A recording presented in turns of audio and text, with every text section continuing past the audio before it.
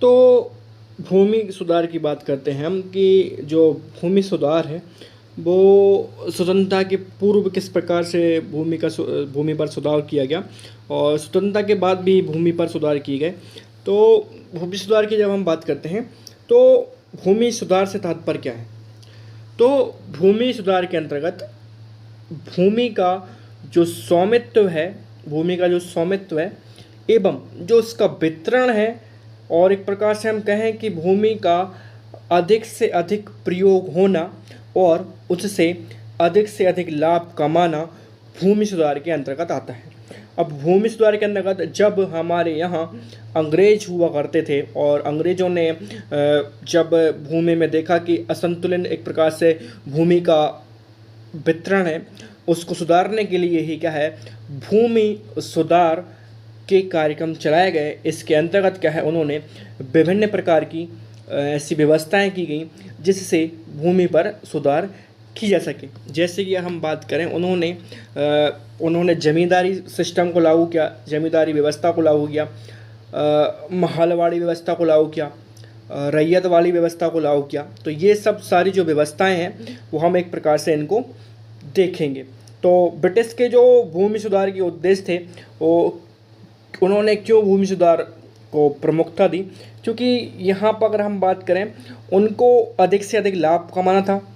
तो इस जो कारण से उन्होंने क्या है, भूमि की ओर क्या है एक प्रकार से ध्यान देना चालू किया और भूमि सुधार करने को एक प्रकार से वो तैयार हो गए। और भूमि सुधार के अंतर्गत ही क्या है, उन्होंने एक प्रकार से जमींदारी व्यवस्था को लागू किया, रैयतवाड़ी व्यवस्था को लागू किया गया और महलवाड़ी व्यवस्था को लागू किया गया।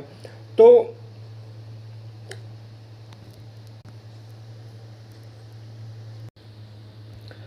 स्वतंत्रता के पूर्व में सबसे पहले वॉरेन हेस्टिंग ने 1772 में भूमि की शुरुआत के लिए इजारेदारी प्रथा का एक प्रकार से चलन किया और इजारेदारी प्रथा की शुरुआत की।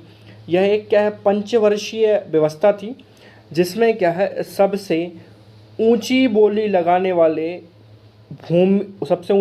वाले को भूमि का क्या है एक प्रकार से ठेके पर दी जाती थी। और 1977 में क्या है, ये पंचवर्षीय ठेके को वार्षिक कर दिया गया कि भैया हम वर्ष पे देंगे। तो इस प्रकार से पहले जो सर्वप्रथम सुधार किया गया भूमि पर वो वॉरेन हेस्टिंग ने किया और उन्होंने सबसे पहले इजारेदारी प्रथा को लागू किया। उसके बाद अगर हम बात करें आगे बढ़ते हुए तो इजारेदारी के बाद क्या है, एक स्थायी बंदोबस्त या जिसे हम कहते हैं जमींदारी व्यवस्था, इसी को हम कहते हैं जमींदारी व्यवस्था। तो इसकी जो शुरुआत है, कॉर्नवालिस ने इजारेदारी जो व्यवस्था है उसके दोषों को दूर करने के उद्देश्य से स्थायी बंदोबस्त प्रारंभ किया। यह व्यवस्था कहाँ कहाँ लागू हुई थी? तो ये जो व्यवस्था है वो बंगाल, वो बिहार, उड़ीसा, बनारस और उत्तरी जो कर्नाटक के क्षेत्र हैं उसमें ये जो व्यवस्था है वो लागू की गई थी। स्थायी बंदोबस्त के तहत क्या होता है, जमींदार को क्या है, भूमि का स्थायी मालिक बना दिया जाता है। मतलब अगर हम एग्जाम्पल दें, जैसे अगर आपकी ज़मीन है, आप किसान हो, आपकी ज़मीन है, तो आपकी जो ज़मीन है उसका मालिक हम किसको बना देंगे, जमींदार को बना देंगे। ये है जमींदारी व्यवस्था। एक क्या स्थायी मालिक बना देते हैं और उससे ही क्या है फिर एक प्रकार से पूरी जो लगान है वो वसूलते हैं। आप क्या है, सिर्फ खेतों में काम करते हो, उसके बाद वो जो मालिक है वो ज़मींदार हो जाता है। स्थायी बंदोबस्त के तहत क्या होता है, जो ज़मींदार है किसानों से क्या है, वसूले गए कुल रकम का क्या है 10वां भाग कंपनी को देते हैं। 10वां भाग किसको देते हैं, कंपनी को देते हैं। 10वां भाग कंपनी को देते हैं और शेष जो भाग है 1/11 वो स्वयं रखते हैं। शेष जो भाग है 1/11 वो स्वयं रखते हैं, है ना। यदि जमींदारी निश्चित तिथि तक भू राजस्व की निश्चित राशि जमा नहीं करता है तो उसकी जागीरदारी नीलाम कर दी जाती है। सपोज अगर मैं जमींदार हूँ और ब्रिटिशर्स ने मेरे को जमींदार बना दी गया है और मैंने 2 लोगों की क्या मैं ज़मींदार हूँ और किसानों की क्या है ज़मीन मेरे पास है और मुझे क्या है एक प्रकार से ज़मींदारी मिल गई। अगर मैं किसानों से किसी प्रकार किसी किसानों से लगानों का वसूल क्या है सही समय पर एक निश्चित अवधि पर नहीं कर पाता, तो मेरी जो ज़मींदारी है उसको नीलाम कर दी जाएगा और मेरे द्वारा क्या है मेरी जो ज़मींदारी है उसको नीलाम करके किसी दूसरे व्यक्ति को क्या है वो ज़मींदारी दे दी जाएगी। तो इसका मतलब होता है ज़मींदारी सिस्टम, ज़मींदारी व्यवस्था। अगर हम अगले की बात करें, ज़मींदारी व्यवस्था के बाद क्या आता है, रैयतवाड़ी व्यवस्था। रैयतवाड़ी व्यवस्था की बात करें तो इनके भी क्या है अलग से एक प्रकार से अंग्रेज़ थे, उन्होंने इसको लागू किया। सब अलग अलग, जैसे अगर हम बात करें जो कार्निवलस है, उन्होंने क्या है एक प्रकार से जो जमींदारी व्यवस्था को लागू किया, भूमि सुधार को। अगर हम बात करें इस व्यवस्था में भी कुछ दोष थे, तो उसकी जगह जो आई है वो है रैयतवाड़ी व्यवस्था। तो रैयतवाड़ी व्यवस्था की अगर हम बात करें तो ये जो सन 1820 में मद्रास 1820 में क्या है, मद्रास के तत्कालीन गवर्नर, जो मद्रास के तत्कालीन गवर्नर हैं टॉमस मुनरो, उनके द्वारा क्या है जो रैयतवाड़ी व्यवस्था है उसको प्रारंभ किया गया। तो इस व्यवस्था के अंतर्गत क्या है, ये जो व्यवस्था है वो मुंबई में लागू हुई, उसके बाद मद्रास में लागू हुई, असम के कुछ भागों में भी यह व्यवस्था लागू हुई।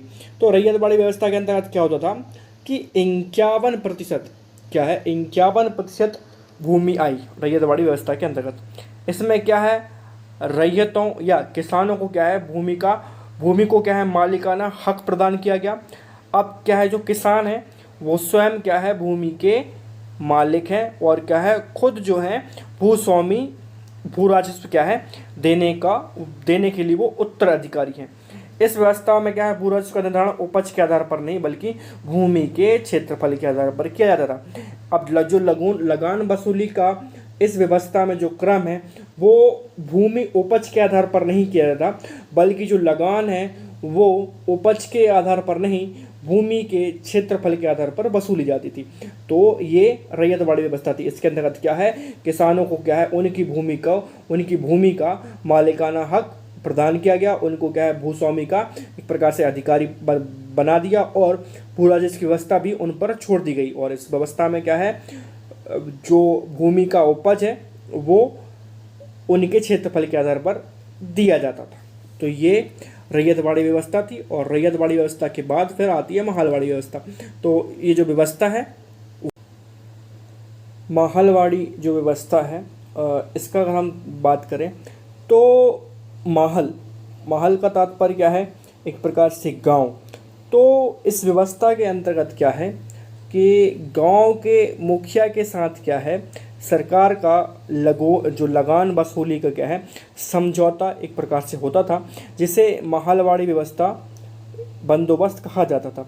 तो अगर इस बात को अगर आप समझ पा रहे हो कि आपने लगान मूवी देखी होगी, तो लगान मूवी में क्या होता है कि जो एक प्रकार से राजा जी होते हैं वो एक प्रकार से गांव के राजा होते हैं और वो पूरे गांव से लगान वसूलने का काम करते हैं। तो इसी को हम कहते हैं महलवाड़ी व्यवस्था। हम अगर इसकी बात करें तो इसमें जो गांव के प्रमुख किसानों को क्या है भूमि से बेदखल करने का अधिकार भी था।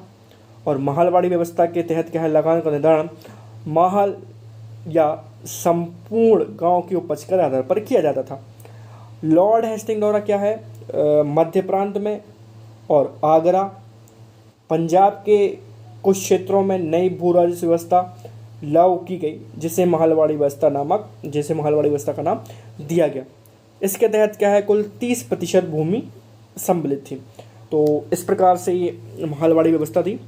और हम बात करें कि भूमि सुधार के उद्देश्य क्या थे, मतलब भूमि के जो सुधार करने के वो उद्देश्य थे वो क्यों किए गए थे। तो अगर हम बात करें भारत में क्या है भूमि सुधार का उद्देश्य भूमि के माध्यम से कृषि की उत्पादकता को बढ़ाना एवं सामाजिक न्याय को सुनिश्चित करना। इसके अलावा अगर हम बात करें भूमि सुधार के अंतर्गत क्या है रोजगार के नए अवसरों को सृजन करना, नए रोजगार को तलाश करना, आर्थिक क्रियाओं में कृषि भागीदारी को बढ़ा देना, एवं क्या है, भूमि का प्रभावी कुशलतम प्रयोग करना।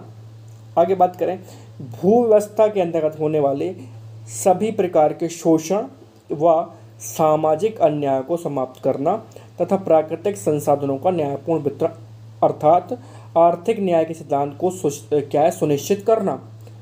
आगे बात करें, कृषि क्षेत्रों में उत्पादन के कारकों में आवश्यकता सुधार करके कृषि उत्पादक को अधिकतम उसका प्रयोग करना और उसका अधिकतम प्रयोग करना एवं क्या है, इसका उद्देश्य कृषि क्षेत्रों में उत्पादक क्षेत्रों पर और अधिक निर्भर होना। तो ये पूरा का पूरा भूमि सुधार के उद्देश्य थे। इसलिए क्या है, अंग्रेजों ने भूमि के सुधार के लिए कुछ व्यवस्थाएं की और एक प्रकार से उनको लागू भी किया।